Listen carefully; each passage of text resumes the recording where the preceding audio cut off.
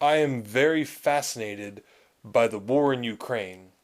Not any kind of like morbid curiosity kind of way where I just want to see what happens with the violence. Not at all. Actually, it's from, well, I mean, to be plainly honest, I didn't ever think that there would be this kind of a war happening in my lifetime. I've seen World War II documentaries and things like that, and there's an interest there, just the strategics of war and the details and how things proceed. Um, but I didn't think I would ever have a time where something like that was happening, where I could read regular updates about, oh, the battlefield did this, and there's a big operation happening in this way.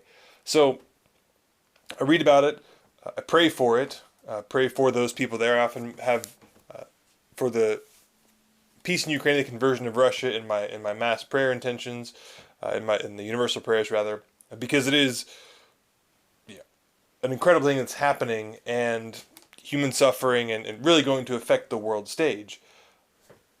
But there's something that's fascinating about that too in a bigger picture and in thinking about the people involved. Putin, the Russian president, is a broken man for sure. Now he thinks, he in his own mind, I am sure he is rich and powerful and strong, but he is actually weak and terrified and afraid. You can see it in the way that he has the classic strong man situation where he has everything revolving around him and everyone tells him what he wants to hear. But then by his behavior, we can see that his defensiveness and his attacking others to try and protect himself. I'm not going to get into the meaning of the war and right or not, or what the history of Russia and Ukraine. I don't know those things, but we can see by his actions and the whole situation that there is a huge amount is defined by his brokenness. Everything he does is coming from some desire, some need that is not being met. Now, he has chosen to fulfill that desire, that need to solve this problem by being the all-powerful commander of a great country who gets everything that he wants and seeks to take over things and uses violence to get it. But he's not a happy man. There's no way that he is a happy man. He might convince himself that he is. He might say that he is. He might shout loudly that he is a happy man. But Putin is a broken, scared, wounded man who is obviously living out of that brokenness. Now, does it excuse what he's doing?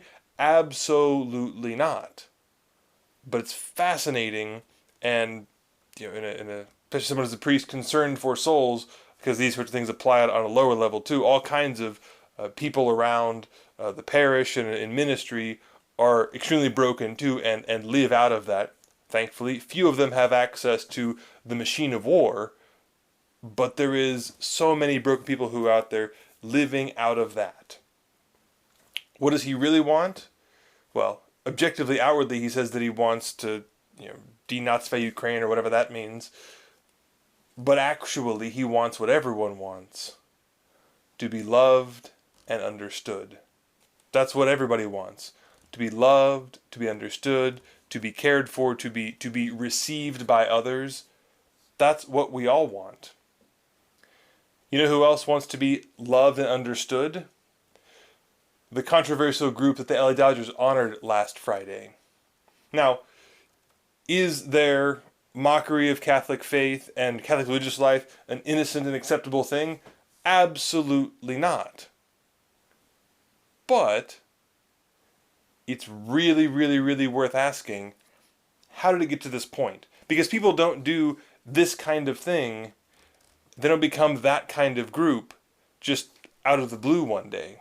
And just to be clear, I am not even touching on the topic, entering into addressing at all Pride Month, LGBTQ stuff. That's not the angle here at all.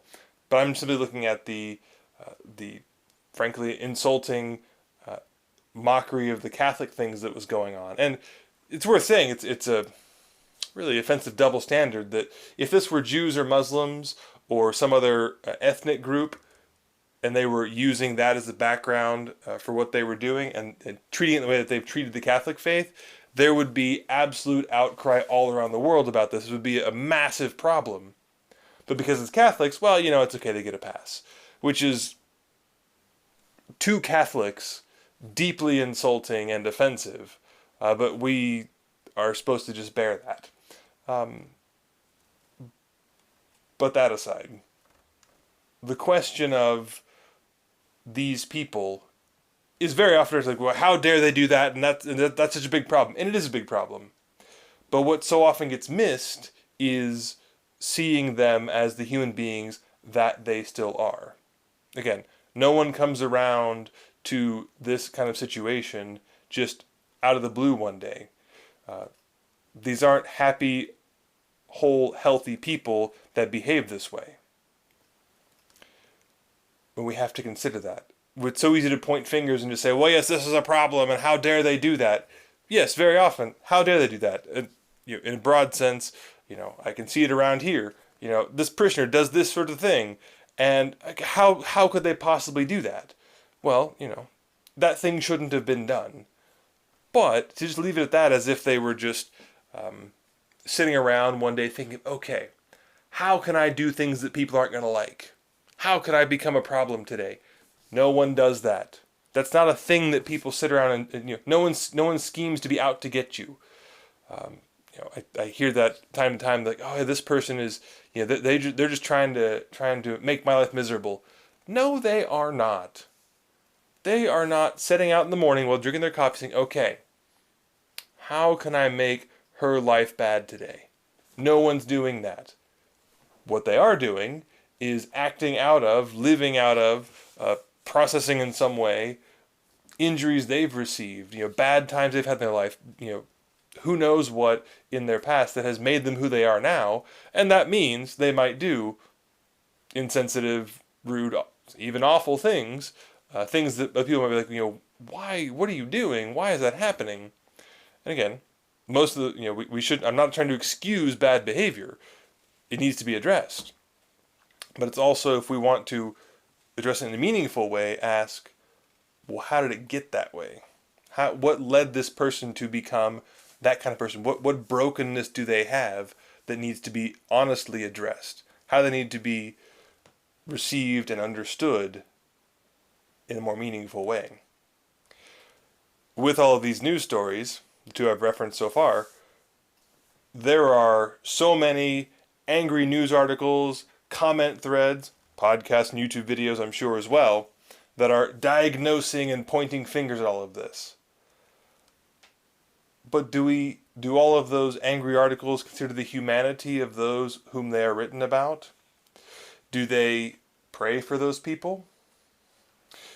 Are the actions considered in the bigger context, or are they treated like, oh, they just, out of the blue when they decided to do this offensive or this violent thing? The comment warriors, the article writers, and the article hate read, the people who read the articles with it kind of a I'm going to read it to soak in how mad I am about this. Isn't that also a kind of brokenness? Isn't that also a desire to have my own satisfaction, to be superior and connect in a certain way, and to feel a certain way about myself, to be justified and self-righteous? Isn't that a bit of brokenness at play there too? As I made hint all along, yes, things need to be addressed. I'm not at all saying that we should just, put blinders on or just whitewash over everything that we don't want to deal with. We need to have real discussions. But there's a difference between having a real meaningful discussion and shouting and yelling and, angrily sharing news articles to everyone that we can possibly share it with. There's a difference there. And it's worth asking, am I, in my response to these broken people, whatever they may be, all around the world, all kinds of stuff that's going on, am I having my own brokenness that I'm responding, that I'm acting out of? Because, just to be honest, just be thinking about myself in the past, I have been an obscene, not obscene like in language usage, but like an obnoxious, let's say that, comment warrior, and trying to fix all the world's problems by sharing and posting and arguing on massive long messages. And I don't think I changed anyone's mind for the better. I thought it was going to make me feel better. I wanted to be seeming to be somebody important, seeming to be somebody who had the situation under control. I was living out of my own uncertainty, my own brokenness of who I was and what I was about. And so I was trying to figure it out at the, honestly, expense of other people. So it's important to ask that question whenever we encounter difficult things, things that we don't like, things that make us upset. Are those people, what's their brokenness? What is the way that they perhaps could be better responded to? If we want to really address an issue, do we say, well, you're bad? Or do we say, this is not a good thing, but tell me how you came here. What is it like that brought you to this point? Let's back all the way up to the beginning. I bet if there were somebody earlier on in Putin's life who was a genuine good friend, who helped him make better choices instead of becoming what he is today, I mean, the world would be a much different place, even at this very specific moment, right? On the other hand, how many horrible people who we might be talking about didn't become that because someone saw humanity in them and said, you know what, I'm going to connect with this person. I'm going to see them for who they really are and get to actually know them. I bet there's a lot, so thanks be to God for those people. On the whole, it's easy to point fingers and say, how dare you, this is all wrong. And I'm trying to avoid doing that here. Rather to say, let's ask the question, in addition to, well, what was wrong? Well, how did we get here? How is this person the way they are? And enter into that. Because, again, speaking from ministry standpoint, people in my office in the confessional, step one is acknowledging the problem. But that's the basic work. That's easy. Anybody can recognize a problem and even say like, oh, well, stop doing that. Okay, fine. But to ask, okay, well, why is this happening? What's the root cause of that? How did we get there? How did you get there? How did we get here? How did I get here? And then we can cut that off before it gets to that point. If someone, I tell people all the time, okay, you have this temptation, this sin you struggle with. I bet you can recognize what leads you to that sin. Like, what are the preceding steps? Oh yeah, I get. Okay, well, let's do something about it at the preceding steps. Not just say, oh, well, don't do that once you get there, right? You have to take a light example. If someone just cannot stop gossiping, and that's like a really heavy sin for them, and they just can't avoid doing it, they just compulsively gossip. Well, we don't say, well, when you just don't do that. Well, that's probably not going to work.